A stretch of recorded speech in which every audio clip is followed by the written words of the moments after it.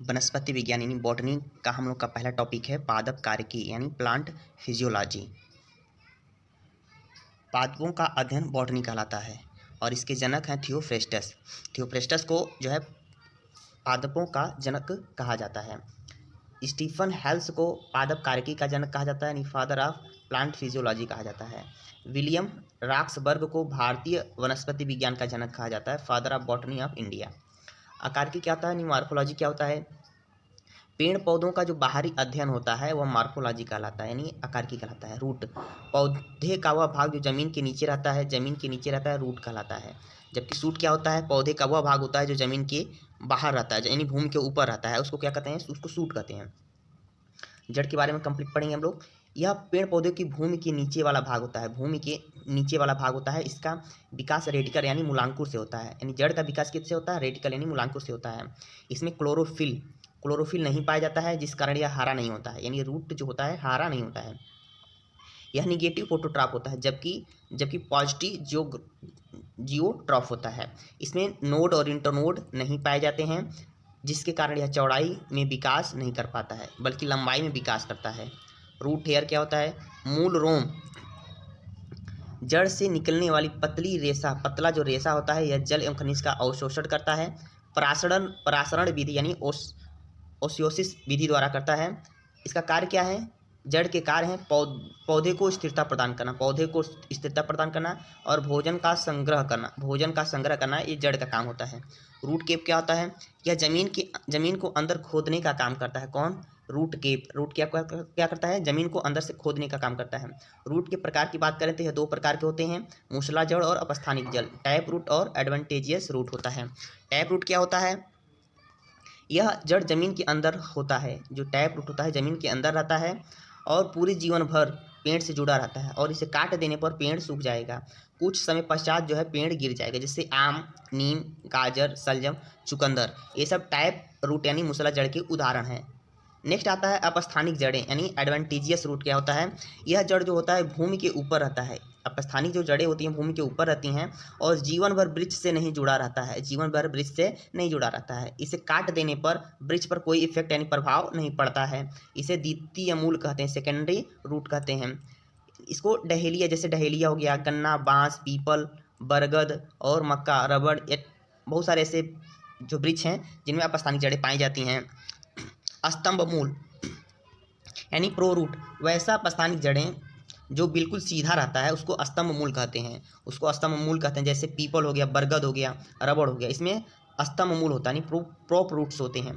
अब स्तंभ रूट यानी स्लिट रूट्स क्या होते हैं, वैसा अपस्थानिक जड़ें जो होती हैं सीधा न होकर के तिरछा रहते हैं, उसको अवस्तंभ रूट कहते हैं यानी स्लिट रूट्स कहते हैं।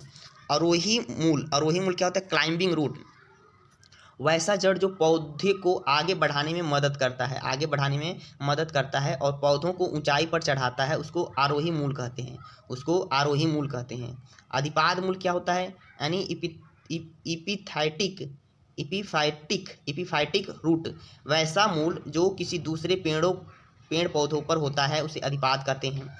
यह भूमि के अंदर नहीं जाता है, यह वायु में ही नमी ग्रहण कर लेता है और नमी ग्रहण करने के लिए इसे बेलामेन ऊतक पाए जाते हैं। ये वायु में रहते हैं, अतः इन्हें वायवीय मूल भी कहते हैं। जैसे आर्किड हो गया, और दुनिया का जो सबसे छोटा बीज है वो आर्किड का ही होता है। परजीवी की बात करें तो पैरासाइट रूट होता है, वैसा रूट जो दूसरे पौधे पर निर्भर रहता है उसे परजीवी मूल कहते हैं। जैसे अमरबेल हो गया, यह एक लता है। प्रकाश संश्लेषी मूल यानी फोटोसिंथेसिस रूट क्या होता है, यह प्रकाश संश्लेषण करता है। जैसे सिंघाड़ा हो गया, यह प्रकाश संश्लेषी मूल के अंतर्गत आता है। मूल दाब यानी रूट प्रेशर, जब पानी को अवशोषित करके एक प्रेशर से ऊपर फेंकती है, जड़ जो है जब पानी को अवशोषित करके एक प्रेशर से ऊपर की ओर फेंकती है तो इस प्रेशर को ही प्रेशर रूट कहते हैं। इसी कारण फूलों के ऊपर पानी की बूंदें जमा हो जाती हैं। पेड़ में सुई चुभोने, काट लगाने पर इसमें लाशा तथा दूध निकलने लगता है, जैसे पपीता के पेड़ से दूध निकालना। अगला आता है तना, स्टेम, यह विकास प्रांकुर या प्लामुले से होता है। यही तना जब मोटा हो जाता है तो इसमें शाखाएं यानी ब्रांच निकल आते हैं। ब्रांच में कई सब ब्रांच निकले रहते हैं, जिसे टहनी कहते हैं। पेड़ पौधों को सर्वाधिक जो हानि होती है वह छिलने से होती है। ये सबसे महत्वपूर्ण भाग होते हैं, इनकी जो तनाएं होती हैं इन सबसे महत्वपूर्ण भाग होती हैं। यह पॉजिटिव फोटोट्राप तथा निगेटिव जियोट्राप होते हैं, अर्थात यह प्रकाश की ओर बढ़ता है, प्रकाश की ओर बढ़ता है और भूमि की ओर नहीं बढ़ता है, मतलब जमीन के अंदर नहीं जाता है, ऊपर की तरफ जाता है। पतझड़ के मौसम में पेड़ की सभी पत्तियां जो है गिर जाती हैं, तो उस समय तना भोजन बनाने का काम करती हैं। उस समय जो होती हैं तनाएं क्या करती हैं, भोजन बनाने का काम करती हैं। तना जो होता है 1% प्रकाश संश्लेषण कर लेता है, इसलिए हरा रहता है। इसमें नोड यानी पार्श्व तथा इंटरनोड यानी पार्श्व संधि पाया जाता है, जिस कारण यह चौड़ाई में विकास करता है। इसमें गांठनुमा रचना पाई जाती है, जिसे कलियां कहते हैं। तना 3 प्रकार के होते हैं, जैसे वायवीय तना यानी एरियल स्टेम, अर्धवायवीय तना यानी सब एरियल स्टेम, और भूमिगत तना यानी अंडरग्राउंड स्टेम होता है। वायवीय तना क्या होता है, एरियल स्टेम। ऐसे तना जो प्रांकुर से निकलते हैं, सीधे हवा की तरफ चले जाते हैं, बाहर की ओर लटका रहता है, उसको वायवीय तना कहते हैं, ये एरियल स्टेम कहते हैं। जैसे लता वाला सब्जी, करेला, कद्दू, आम, बेल, बबूल इत्यादि, ये सब वायवीय तना के उदाहरण हैं। दूसरा है अर्धवायवीय तना यानी सब एरियल स्टेम। इस तना का कुछ भाग जमीन के अंदर रहता है तथा कुछ भाग जो होता है जमीन के बाहर रहता है, जैसे घास हो गया, जलकुंभी इत्यादि, ये सब अर्धवायवीय तना है। तीसरा है भूमिगत तना यानी अंडरग्राउंड स्टेम। यह तना भोजन का संग्रह तथा दूसरे जीवों से सुरक्षा के लिए भूमि के अंदर चला जाता है, नीचे जा करके फैल जाता है। जैसे अदरक हो गया, हल्दी, लहसुन, प्याज, आलू, ओल, इसको सूरन भी कहते हैं। अदरक तथा हल्दी में प्रकंद यानी राइजोम जिसको कहते हैं। लहसुन तथा प्याज को शलकंद कहते हैं, इसमें पानी की जो मात्रा होती है अधिक होती है। आलू और ओल को कंद यानी टम्बर्स कहते हैं। अरबी तथा जमीकंद को घनकंद यानी कॉर्म कहते हैं। अरबी तथा जमीकंद को। अदरक एक तना है, जड़ नहीं है, क्योंकि इसमें नोड तथा इंटरनोड होते हैं। हल्दी में कुमकुम पाया जाता है, जो कैंसर रोग नहीं होने देता है। आलू में सर्वाधिक कार्बोहाइड्रेट यानी वसा पाया जाता है। सोलेनिन के कारण आलू हरा हो जाता है तथा ऑक्सीजन की कमी के कारण आलू में काला धब्बा हो जाता है। प्याज में सल्फोनिक अम्ल पाया जाता है, जिस कारण आंखों में आंसू आ जाते हैं। और लहसुन में सल्फर पाया जाता है, सल्फर यानी गंधक पाया जाता है, और इसके कारण एलासीन के कारण इसमें गंध आता है। पत्ती, अब हम लोग पत्ती के बारे में पढ़ेंगे, तो पत्ती का कंप्लीट फिगर दिया हुआ है। यह पेड़ पौधे का क्षैतिज विकास को दर्शाता है। यह पेड़ पौधे का क्षैतिज विकास को दर्शाता है। यह श्वसन, प्रकाश संश्लेषण, वाष्पोत्सर्जन तथा गैस के विनिमय का कार्य करता है। क्लोरोफिल के कारण पत्तियों का रंग हरा होता है। पत्तियों में स्टार्च यानी यममंड की जांच के लिए आयोडीन अभिकर्मक का प्रयोग किया जाता है। आयोडीन का प्रयोग किया जाता है पतझड़ में वाष्पोत्सर्जन रोकने के लिए तथा ठंड में उष्मा रोकने के लिए पेड़ पौधे अपनी पत्तियां जो होती हैं गिरा देते हैं। स्टोमेटा क्या होता है, निरंध्र गैसों का विनिमय करता है तथा मंड यानी स्टार्च को शर्करा में बदल देता है। अब हम लोग पत्तियों के प्रकार पढ़ेंगे। सरल पत्ती, सिंपल लीफ, इसका जो लीफ होता है मार्जिन कटा पिटा नहीं रहता है, जैसे आम, पीपल, बरगद, केला, तो ये सरल पत्ती के अंतर्गत आते हैं। दूसरा आता है संयुक्त पत्तियां, इसका जो लीफ मार्जिन होता है कटा पिटा होता है, जैसे गुलाब हो गया, पीतल, नीम हो गया, इमली हो गया, इसमें ये जो साइड से इनकी पत्तियां कटी हुई हैं, तो इसको संयुक्त पत्ती यानी कॉम्प्लेक्स लीफ के अंतर्गत ये सब आते हैं। सीरा विन्यास, पत्तियों के सीरा के क्रम को सीरा विन्यास कहते हैं। यह 2 प्रकार के होते हैं, जलिकावत सीरा विन्यास, रेटिकुलेट। इनमें जो सिराएं होती हैं जाली नुमा जुड़ी रहती हैं। यह द्विबीजपत्री पौधों में होता है, जैसे आम, जामुन। दूसरा आता है समांतर सीरा विन्यास। समांतर सीरा विन्यास में क्या होता है, यानी पैरेलल इसमें पाए जाते हैं। इसमें जो सिराएं होती हैं एक दूसरे के समांतर बिछे हुए रहते हैं। यह एक बीजपत्री में होता है, जैसे केला हो गया, धान हो गया, गेहूँ हो गया, इसमें समांतर सीरा विन्यास पाए जाते हैं। पत्तियों का रूपांतर, मरुस्थलीय क्षेत्रों में उगने वाले पौधों को मरुद्भिद या जीरोफाइटिक कहते हैं। इन पौधों को पत्तियां कांटों का रूप ले लेती हैं, क्योंकि यह जल को बचा सकें। लतीदार सब्जियों की जो पत्तियों में स्प्रिंग या टेंड्रिल कहते हैं।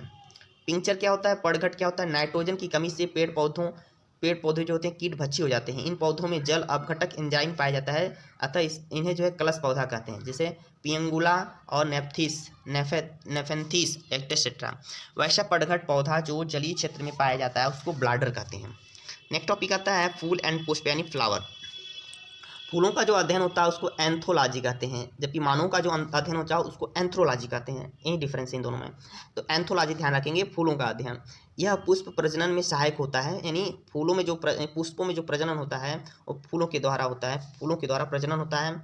फूल का मुख्य काम जो होता है फल का निर्माण करना होता है। फूलों का उत्पादन जो होता है फ्लोरीकल्चर कहलाता है। पुष्प के साथ 4 भाग होते हैं, बाह्य दलपुंज, दलपुंज, उमंग और जयांग। बाह्य दलपुंज, उमंग और जयांग, ये 4 भाग होते हैं फूल के। जयांग क्या होता है, गाइनोसियम क्या होता है, यह पुष्प का मादा जननांग होता है, यानी फीमेल रिप्रोडक्शन आर्गन होता है। इसमें अंडाशय यानी ओवरी, वर्तिका स्टाइल तथा वर्तिका स्टिग्मा पाया जाता है। दूसरा है पुमंग यानी एंड्रोसियम होता है, यह पुष्प का नर जननांग होता है। इसमें पुंकेसर, परागकण तथा परागकोश आते हैं। नेक्स्ट आता है बाह्य दलपुंज, यह कली को रक्षा करने का कार्य करता है। इसका रंग जो होता है हरा होता है। यह प्रकाश संश्लेषण में मदद करता है। फूल का बाहरी भाग होता है, इसके इकाई को सेपल कहते हैं। दलपुंज क्या होता है, कोरोला क्या होता है, यह रंगीन भाग होता है, कीटों को परागण के लिए आकर्षित करता है। इसकी जो इकाई होती है पेटल होती है। रात में खिलने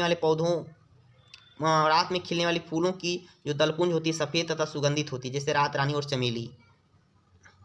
नेक्स्ट आता है दिन में जो खिलने वाले पौधों का जो दलपुंज होता है, दिन में खिलने वाले जो फूलों का दलपुंज होता है रंगीन तथा चमकीला होता है, जैसे गुलाब हो गया।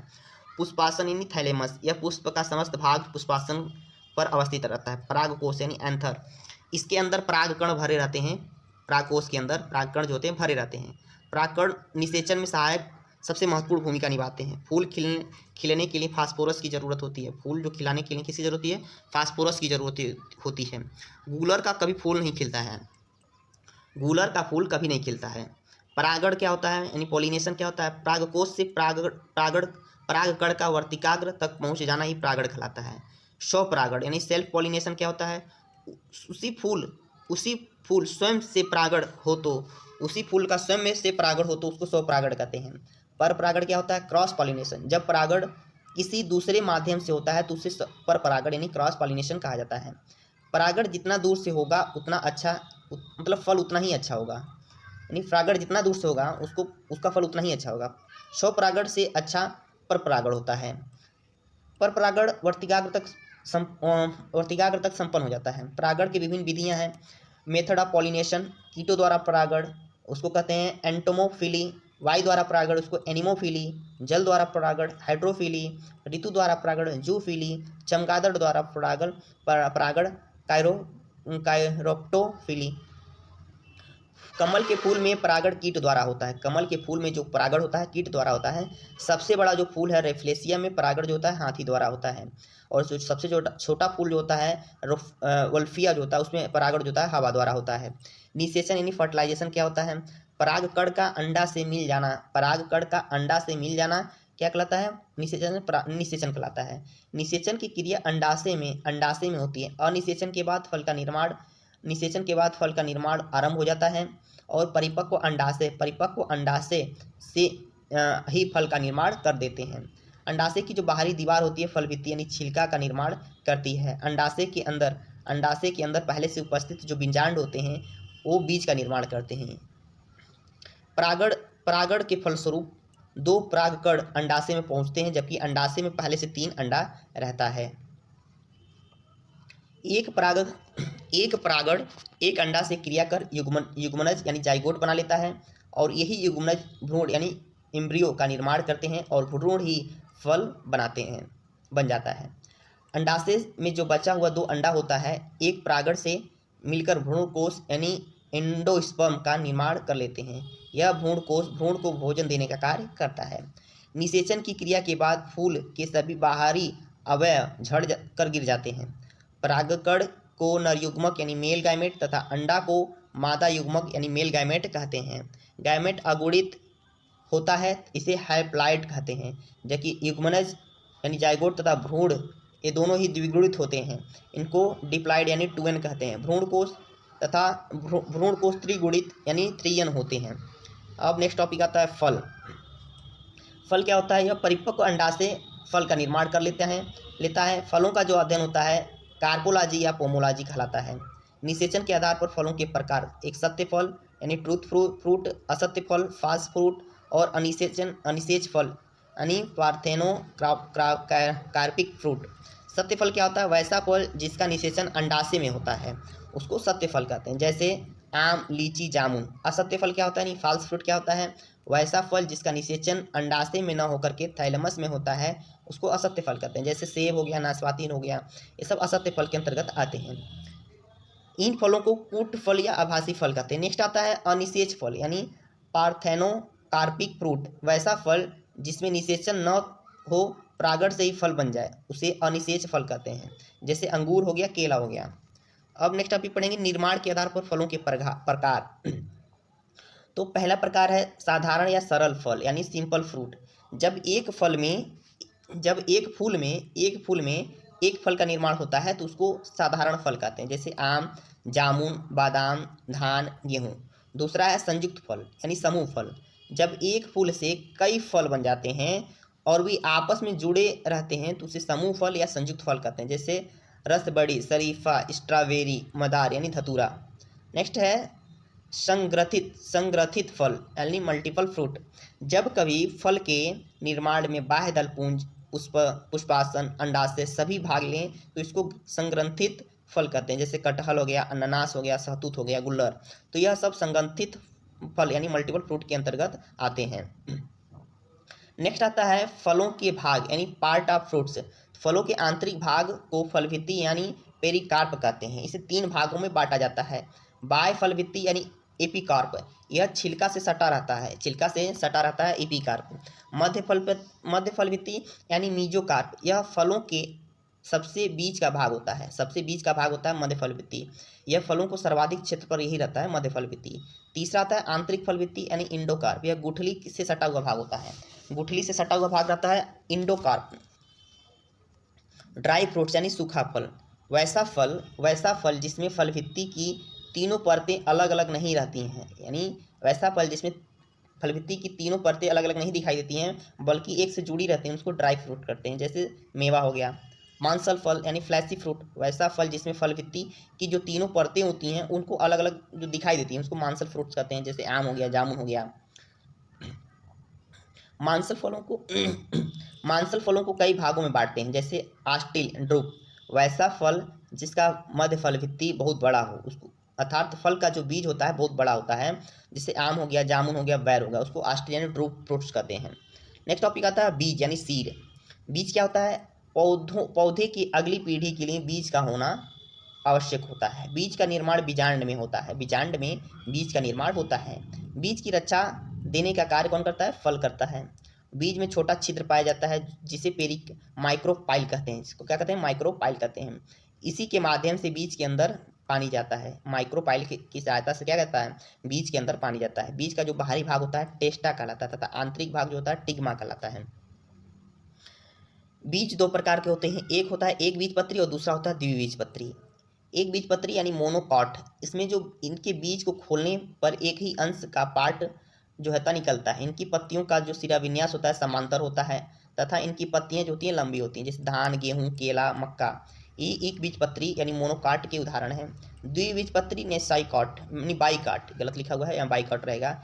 इनके बीज को खोलने पर 2 बराबर भागों में बढ़ जाते हैं। इनका जो सिरा विन्यास होता है जलिकावत, यानी पत्तियां छोटी होती हैं, जैसे चना हो गया, आम हो गया, जामुन। ये द्विबीजपत्री यानी बाइकाट के उदाहरण हैं। बेरी, वैसा फल जिसमें बीज पेपरी, पतला या चिपचिपा हो उसे बेरी कहते हैं। बेरी रहेगा, बरी नहीं, बेरी। जैसे अमरूद, टमाटर, तरबूज, भिंडी, कद्दू, ये सब बेरी के अंतर्गत आते हैं। पोम क्या होता है? इसमें असत्य फलों को रखा जाता है, जैसे सेब हो गया, अनानास हो गया। फलों का खाने वाला भाग, लीची में कौन सा भाग खाया जाता है? लीची में एरी वाला भाग खाया जाता है। अनार में टेस्टा, बीज का जो भारी भाग होता है उसको टेस्टा कहते हैं। टमाटर और अमरूद में संपूर्ण फल खाया जाता है। सेब, नाशपाती में पुष्पासन खाया जाता है। नींबू तथा संतरा में जूसी हेयर खाया जाता है। नींबू तथा संतरा और मौसमी में क्या खाया जाता है? जूसी हेयर यानी रेशेदार रोम को खाया जाता है। धान तथा नारियल में भ्रूण कोष खाया जाता है। आम, तरबूज में मध्य फल भित्ति। अनानास यानी कटहल में पुष्पक्रम और फूल गोभी में पुष्पक्रम जो है खाया जाता है। नेक्स्ट टॉपिक आता है जर्मिनेशन यानी बीज अंकुरण। बीजों को निष्क्रिय अवस्था से सक्रिय अवस्था में आने की जो क्रिया होती है उसको अंकुरण कहते हैं। अंकुरण के लिए जिब्रेलिन हार्मोन जो होती है आवश्यक होती है। अंकुरण के लिए जिब्रेलिन हार्मोन क्या होती है, आवश्यक होती हैं। और अंकुरण के लिए जो आवश्यक पदार्थ हैं जैसे जल हो गया, तापमान हो गया, आर्द्रता हो गया, वायु हो गया, ये जो है अंकुरण के लिए आवश्यक पदार्थ हैं। आवश्यक तत्व कौन कौन से हैं, जैसे मिट्टी हो गया, प्रकाश हो गया, खनिज हो गया, खाद, ये आवश्यक तत्व हैं। नोट: बैगन, टमाटर, मिर्च को अंकुरण के लिए सूर्य के प्रकाश की आवश्यकता होती है।